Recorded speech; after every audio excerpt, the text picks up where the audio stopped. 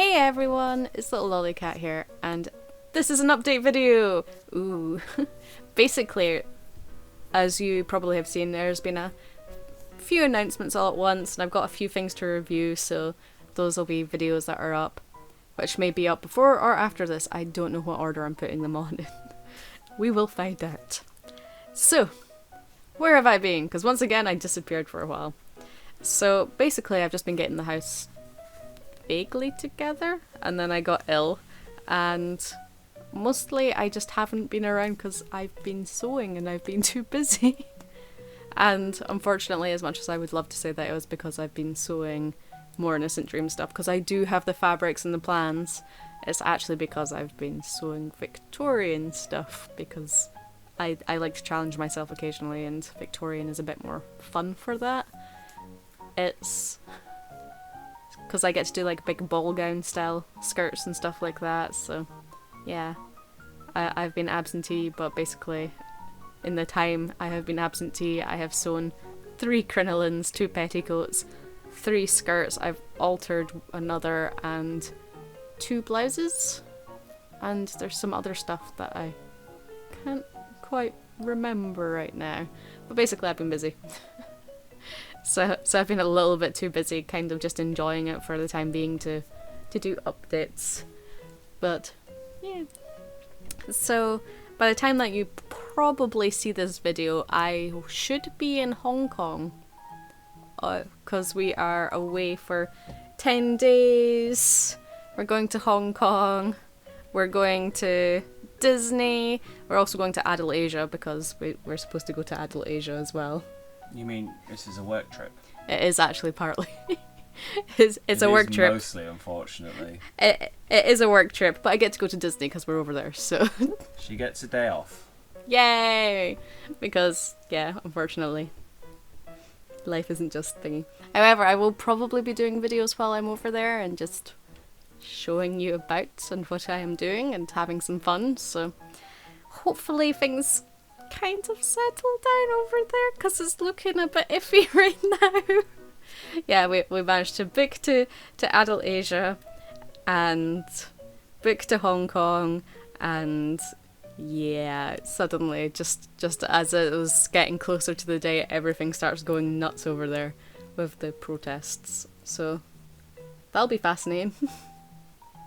Yay! Yeah, we've gotten lots of warnings, such as things like because I used to work with someone that's from Hong Kong, and his wife is from Hong Kong, and basically she's going back, and I've been alerted to things like don't wear plain black t-shirts because it assigns you on the side of the protesters and stuff like that, and basically wear colours because it's pretty much the only safe thing to do is wear as many bright and different colours as you can, because then you're not showing a political side when you're there. I'm going to die. Yeah, which is funny because the 2 people I am going with both basically just wear black, so they're oh no, it's a t-shirt. So they're totally screwed.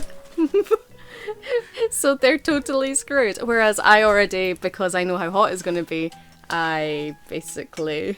He knocked the light over while throwing a t-shirt at me. Shall we just quickly explain? Adelasia is a trade expo, not anything else. Yeah, it's a trade expo. Basically, Adelasia is where you go and you speak to suppliers, and as many of you are aware, Dotty obviously also has Dotty After Midnight, which I help out with, so I am going to Adelasia.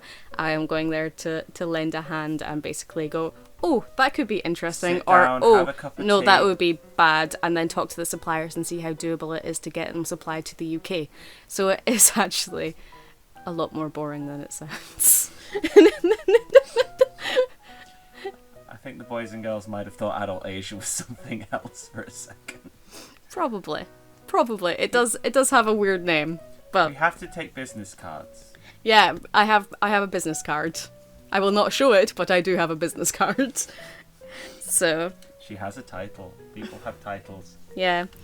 So basically we get to go, we get to speak to people that are working within the industry and that create toys and stuff like that, and then talk about how viable it is getting them to UK. Shall we give them your title as unpaid skivvy slave? Yeah. How mean is that? I mean, it's close to paid because I get there and I get a day off or I get to go to Disney. So there we go. That was worth all those hours, right? It's only 14. I mean, you might be in Disney for like 8 of those 14. It's 14-hour flight. 14-hour flight. Yeah. Yeah. Yeah, it's a long flight. And that's if the plane doesn't get turned around at some point because the protesters have Gone into the airport again. and Yeah. closed it. Yeah. And then in which case we will be turned around or sent to Macau, which is mainland China. We most likely aren't sent to Macau. None of them have been really getting sent there. Have they not? No, Where they been have being not. Sent? Home. Home. They're either landing or they're not, basically. They're making allowances for ones to land or they're not landing at all. Yeah. So it'll be interesting, basically, because recently, obviously, the protesters have been protesting and they've shut the airport for a few days. So it could be a case of we finally get up to Glasgow to go fly there and then Yeah. the plane goes no. So we'll find out. So basically, if I am there, you'll find out because I will be doing vlogs there and I will be actually showing some of Hong Kong if we can get around and be okay. Well, we have meetings with the producers of our adult incontinence items, and we have meetings with the plastic pant people as well because they've offered to take us out for tea, which is nice, and a few other things. So, but in between all of that, we should, in theory, be able to get around and do a couple of hours here and a couple of hours there, and go look at some markets and eat some dim sum. Yeah, go to the Michelin star restaurant. Korean barbecue. Yeah, basically I have no idea what I'm doing because I've never been there before, but someone else has, so it's a bit less daunting for him. One of the best pizza places in the world is in Hong Kong, strangely enough. And yet, so far, the best Chinese we've ever had was in Italy. In Rome. In Rome, in Italy. And just explain that. Well, it's fine. They had to fire up the dim sum had to come last because they had to fire up and Get made, yeah. get it. They had just opened. You should be able to get good sushi over there. Yeah. There is sushi. There's sushi bars everywhere. Like corner street sushi. Yeah. So basically that's what's going on. It'd be nice if we can get there. Yeah. Which is a very big if right now. We will find out. It'll be a bit enraging if we drive all the way up to Glasgow to find out that it's not happening. Oh no, I think you'll get the plane to Glasgow to Amsterdam, which is our connecting flight. That won't be cancelled.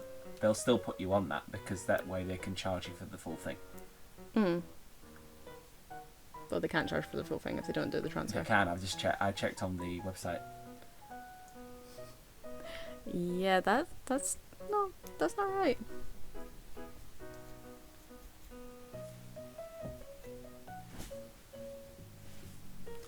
It's fine. I'm gonna wear my black t-shirt. I would throw it back, but I'm scared of the light falling down again. You can throw it back. I'll hold them back. There we go. Yeah. What else has been going on in your life, oh sewing person? Yeah, we're looking at the possibility of once I'm back and once I've done a trip up to Scotland, we're going to look at getting possibly a puppy. And I'm specifically stating a puppy based on the fact that I know a lot of people will be like, oh, get a shelter dog, blah, blah, blah, blah, blah, but I've got a rabbit, so I can't get something that won't get along with a rabbit, so I need to get them really young so that they can be introduced so that they're safe. Basically, no, I can't get a shelter dog, so I am getting a puppy based on the fact that I'm going to get it as young as I can so I can properly introduce it to the bunny, which is just common sense. Or else, I don't want to risk a dead bunny or a rabbit that can't get along with the dog. So, it's easier when you get them very young, because this is what I did with, obviously in past videos you'll have seen Molly, Molly was very good with small animals based on the fact that basically when she was a tiny, tiny little puppy, as in like 8 to 9 weeks old, she was introduced to my guinea pig at the time, who was bigger than her. And because of this, she got along really well with small animals. She was really careful with them. She'd get really excited about them, but she knew not to snap at them. She knew not to bite at them. She knew not to do anything to hurt them. So basically, I'm going to get a very young puppy so that I can introduce it properly.